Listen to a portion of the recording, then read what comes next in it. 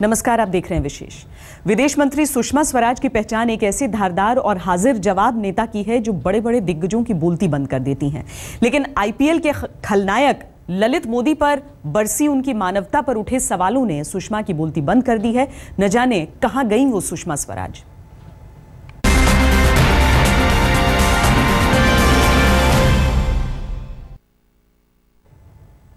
विपक्ष सड़क पर है। सुषमा स्वराज के घर के दरवाजे तक विरोध पहुंच गया है, लेकिन सुषमा ने खामोशी अपना हथियार बना लिया है। बस उनके साथ के मंत्री बयान दे रहे हैं कि सुषमा की नीयत सही थी, लेकिन 3 दिन बाद भी सुषमा न तो अपनी नीयत पर कुछ बोल रही हैं, न सरकार की नीति पर।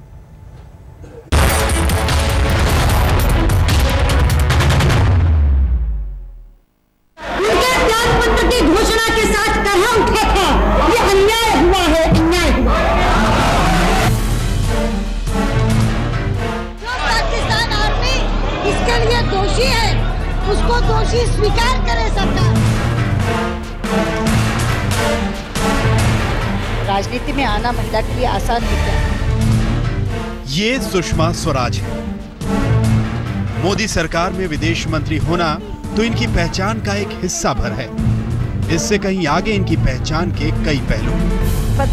वो एक धारदार वक्ता है, बीजेपी के लिए संकट मोचक है। पार्टी पॉलिटिक्स से ऊपर एक मंझे हुए राजनेता की छवि इनमें देखी जाती है। लेकिन उनकी ये सारी छवियां आईपीएल के खलनायक ललित मोदी के मदद के शोर शराबे में कहीं खो रही हैं।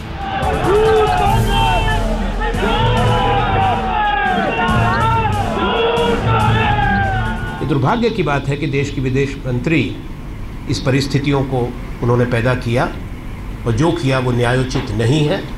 इसलिए वही मापदंड उन पर लागू होता है जो को इस देश ने, हमारे प्रजातंत्र ने स्वीकार किया है। प्रधानमंत्री की खामोशी पर सवालिया निशान है। क्यों खामोश हैं? बहुत बोलते हैं वो, इस पर क्यों चुप है? मैं सुषमा स्वराज ईश्वर की शपथ लेती हूँ। कभी बीजेपी में प्रधानमंत्री पद की दावेदार थीं सुषमा स्वराज, लेकिन मोदी ने ऐसा दांव मारा कि विदेश मंत्री बनकर संतोष करना पड़ा। वो भी ऐसी विदेश मंत्री जो प्रधानमंत्री के साए से निकल नहीं पाई, चमक दमक से दूर, चर्चा से दूर। अब सरकार के 1 साल बाद सुषमा सुर्खियों में आई तो आईपीएल घोटाले के आरोपी ललित मोदी को मदद करने के चलते। यहाँ पे जिनका हाथ टूटा है उसकी मदद नहीं हो रही है, इसकी ह्यूमैनिटेरियन ग्राउंड पे मदद नहीं हो रही है, मगर मोदी जी मदद कर रहे हैं ह्यूमैनिटेरियन ग्राउंड पे। एब्सोल्युटली नॉट, नहीं, it is not Sushma Swaraj who should only resign. Mister Modi should sack Sushma Swaraj ji, because Mister Modi has said that he is the protector. विपक्ष के कमोबेश हर कोने से सुषमा के इस्तीफे की आवाज सुनाई पड़ रही है। संसद तो अभी बंद है, लेकिन सड़क पर सुषमा के खिलाफ तीखे तल्ख शब्दों की गूंज सुनाई पड़ने लगी है। सुषमा के बचाव में सरकार से बीजेपी तक बड़े धुरंधर सामने आए। बस सुषमा मौन है, वो तेवर मौन है जो सुषमा की पहचान है। ललित मोदी पर मानवता बरसाने वाली सुषमा ने ट्विटर पर बस सफाई की चिड़िया उड़ा दी। सामने आई तो भोले भंडारी की जय जयकार कर चली गईं। पूरी सुरक्षा के साथ आप जाएं, अपनी आस्था पूरी करके पूरी सुरक्षा के साथ वापस लौटें, यही शुभकामनाएं मैं आपको देती हूं। जय जय शंकर, हर हर शंकर। ऐसे समय में जब सुषमा ने चुप्पी साध ली है तो याद वो मनमोहन सिंह भी आते हैं, जिन्हें खुद सुषमा ने न जाने कितनी बार मौनी बाबा कहा होगा। बड़े शायराना अंदाज में उन्होंने वहां एक शेर पढ़ा, हजारों जवाबों से बेहतर है मेरी खामोशी। हजारों जवाबों से बेहतर है मेरी खामोशी, वरना कितने सवाल बेआबरू होते हैं। मैं कहना चाहती हूं कि जब आदमी सवालों के जवाब से खुद बेआबरू होने की चिंता करता है तो खामोशी पसंद करता है। वास्तव में सवाल इतने तीखे थे प्रधानमंत्री जी कि इनके जवाब देकर आप स्वयं बेआबरू होते, और इसीलिए आपने खामोश रहना पसंद किया। अब न जाने कितने सवालों की आबरू बचाने के लिए सुषमा ने तो वो खामोशी ओढ़ ली है जो उनकी पहचान से मेल नहीं खाती। मौसमी सिंह के साथ कुमार विक्रांत सिंह, दिल्ली, आज तक। विदेश मंत्री सुषमा स्वराज अपने जोरदार और धारा प्रवाह भाषण के लिए जानी जाती हैं। पूर्व प्रधानमंत्री चंद्रशेखर और अटल बिहारी वाजपेयी भी उनके कायल रहे हैं। विरोधी भी सुषमा का लोहा मानते हैं, लेकिन बात बात पर मुखर रहने वाली सुषमा को ललित मोदी की मदद ने मौन कर दिया। लोकतांत्रिक संस्थाओं के लिए उनके मन में कोई सम्मान नहीं है। 1999 में सुषमा ने सोनिया से टक्कर ली, उसमें हार गई। 1998 में दिल्ली जीतने के लिए बीजेपी ने सुषमा पर ही दांव लगाया था, लेकिन सुषमा दिल्ली को भी बचा नहीं सकी। दिल्ली भले हार गई, लेकिन अपना दबदबा नहीं। वो फिर से वाजपेयी सरकार की शोभा बढ़ाने लगी। यहाँ तक कि 2009 आते आते लोकसभा में विपक्ष की नेता भी बन गई। इसके बाद उनमें बीजेपी का एक बड़ा धड़ा भविष्य का प्रधानमंत्री भी देखने लगा। खुद सुषमा ने बार बार ये दिखाया कि वो मनमोहन सरकार पर नरम नहीं पड़ रही। और सीधे कहा कि एक जिम्मेदार नेता के नाते मैं कह रही हूँ कि कांग्रेस पार्टी कटघरे में खड़ी है। मैं सीधे सीधे देहाती भाषा में कहूँ, इस अलॉटमेंट में कांग्रेस पार्टी को मोटा माल मिला है, मोटा माल। लेकिन बात बात पर विरोधियों को घेरने वाली इस वक्त उन सवालों से घिर गई हैं जो उनकी मानवता वाली मदद से निकले हैं। सवाल ये कि राष्ट्रभक्ति की बात करने वाली सुषमा ने ललित मोदी की मदद क्यों की? क्या इस मदद के पीछे बस सरकार का मानवीय चेहरा है या कुछ और भी है? कानून की नजरों में भागे हुए एक शख्स की हिम्मत कैसे हुई कि वो विदेश मंत्री से सीधे बात कर ले और मंत्री उसकी मदद करे? क्या पुर्तगाल में ललित की पत्नी का इलाज हुआ?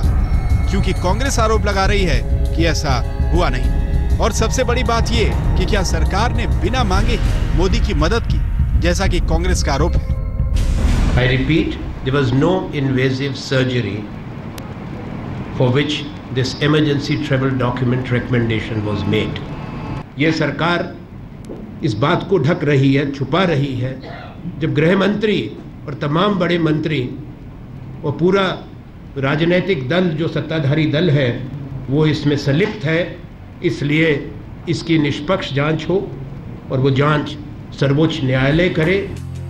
विपक्ष से सीधा मोर्चा लेने वाली सुषमा स्वराज पिछले 3 दिनों से बैकफुट पर है और सामने है तो पार्टी की ये दलील कि सुषमा ने जो किया सही किया। मौसमी सिंह के साथ कुमार विक्रांत सिंह, दिल्ली आज तक। पुरानी कहावत है, होनहार बीरवान के होत चीकने पात। सुषमा के अंदर के नेता को 40 साल पहले ही समाजवादियों ने पहचान लिया था।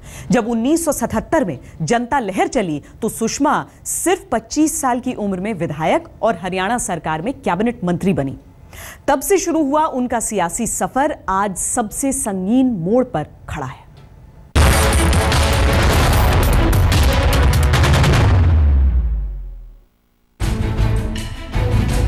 रविवार को जैसे ही ललित मोदी का जिन्न मोदी सरकार की विदेश मंत्री सुषमा स्वराज के सिर पर मंडराने लगा तो सबको यकीन था कि सुषमा खुद सामने आएंगी और अपना रुख साफ करेंगी। लेकिन वो सिर्फ ट्विटर पर आईं और सामने जो आए उनसे सवाल उठा कि बीजेपी में कौन है आस्तीन का सांप जो सुषमा को डस रहा है। जब ये सवाल वित्त मंत्री अरुण जेटली से पूछा गया तो जवाब टाल गए। आस्तीन का सांप है, आस्तीन का सांप कौन है? देखिए अगला सवाल पूछिए। जेटली वकील है, वो चुप है। खुद सुषमा वकील है, वो भी चुप है। वैसे अपनी वकालत की बदौलत ही सुषमा ने राजनीति में कदम रखा था। 1975 में समाजवादी नेता जॉर्ज फर्नांडीज के डायनामाइट केस में पैरवी करने के लिए सुषमा अपने पति स्वराज कौशल के साथ दिल्ली आई थी। तब वो सिर्फ 23 साल की थी। जनता पार्टी के नेताओं की नजर सुषमा पर पड़ी और वो महज 25 साल की उम्र में हरियाणा में विधायक बनी। जनता पार्टी के अध्यक्ष चंद्रशेखर के कहने पर हरियाणा के तब के मुख्यमंत्री देवीलाल ने सुषमा को सीधे कैबिनेट मंत्री बना दिया।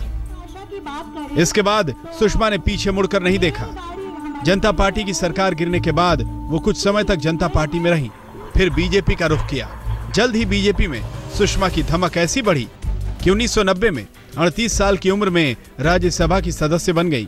1996 में दक्षिणी दिल्ली से लोकसभा के लिए चुनी गई और वाजपेयी की 13 दिन की सरकार में सूचना प्रसारण मंत्री बनी। दोबारा वाजपेयी की सरकार बनी तो पहले सूचना प्रसारण मंत्री और फिर स्वास्थ्य मंत्री बनी। खुद सुषमा ने पिछले लोकसभा चुनाव से पहले नरेंद्र मोदी की उम्मीदवारी का जमकर विरोध किया था, लेकिन इनकी चली नहीं। वो विदेश मंत्री तो बन गई, लेकिन एक झटके में उनकी शख्सियत के सामने ललित मोदी का बड़ा सवालिया निशान लग गया। दिल्ली में मौसमी सिंह के साथ आज तक ब्यूरो। अटल बिहारी वाजपेयी की सरकार ने पहले तो सोनिया गांधी की राजनीति में एंट्री को गंभीरता से नहीं लिया, लेकिन 2004 के चुनाव में जब सोनिया ने एनडीए की इंडिया शाइनिंग और फील गुड पर पानी फेर दिया, तो पानी पानी हुई बीजेपी की तरफ से सामने आई सुषमा स्वराज, सोनिया के खिलाफ विवादित बोल लेकर। अगर श्रीमती सोनिया गांधी को प्रधानमंत्री पद की शपथ दिलाई जाती है तो उधर उनकी शपथ होगी और इधर मेरा त्यागपत्र होगा, और ये लड़ाई मैं एक भिक्षुणी के तौर पर लड़ूंगी, जिसमें मैं रंगीन वस्त्र उतारकर केवल श्वेत वस्त्र धारण करूंगी, सफेद साड़ी धारण करूंगी, अपने केश कटा दूंगी, जमीन पर सोऊंगी और भुने चने खाऊंगी। इसके बाद भी सुषमा स्वराज विवादों से घिरती नहीं। सुषमा ने सोनिया के प्रधानमंत्री बनने की स्थिति में बाल मुंडवाने और सन्यासी की तरह रहने की बात करके सनसनी फैला दी थी। सुषमा पर यह आरोप लगा कि बेल्लारी के दागी रेड्डी बंधुओं को वो बचाती नहीं। विदेश मंत्री के रूप में जब सुषमा ने गीता को राष्ट्रीय पुस्तक घोषित करने की बात की, इस पर भी विवाद सुलग गया। और जब राष्ट्रपिता महात्मा गांधी की समाधि पर 6 जून 2011 को सुषमा स्वराज थिरकी, तब भी बवाल मचा। लेकिन ललित मोदी की चोरी छुपके की गई मदद से उठे बवाल की आग इतनी बढ़ चुकी है कि इसकी आंच उनके विदेश मंत्री की कुर्सी तक पहुंचने लगी। खबर यह है कि सुषमा ने इस्तीफे की पेशकश की थी, जिसे प्रधानमंत्री नरेंद्र मोदी ने स्वीकार नहीं किया। आज तक ब्यूरो। विदेश मंत्री सुषमा स्वराज का पूरा परिवार वकील है। इस वकालत की लकीर बड़ी होकर राजनीति से मिल गई। सुषमा आज विदेश मंत्री हैं, तो इनके पति स्वराज कौशल को सबसे कम उम्र में राज्यपाल बनने का गौरव हासिल है। ये दूसरी बात है कि आज उस गौरव पर ललित मोदी के नाम का साया मंडरा रहा है।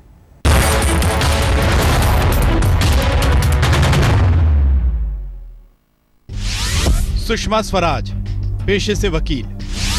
सुषमा स्वराज के पति स्वराज कौशल पेशे से वकील। सुषमा की बेटी बांसुरी पेशे से वकील। पूरा परिवार ही उस वकालत के पेशे से जुड़ा है जिसे बोलने के लिए जाना जाता है। लेकिन आईपीएल के खलनायक ललित मोदी की मदद के सवाल पर परिवार में भी खामोशी है। 1973 में सुषमा स्वराज सुप्रीम कोर्ट में वकालत के लिए दिल्ली आईं। 1975 में सुप्रीम कोर्ट के वकील स्वराज कौशल से इनकी शादी हुई, जो 1990 में मिजोरम के राज्यपाल बने। लेकिन स्वराज कौशल और बांसुरी इन दिनों चर्चा में हैं, तो ललित मोदी के वकील होने के चलते और सुषमा स्वराज उस ललित मोदी को मदद करने के कारण। आज तक ब्यूरो। विशेष में इतना ही। देश और दुनिया की बाकी खबरों के लिए आप देखते रहिए आज तक।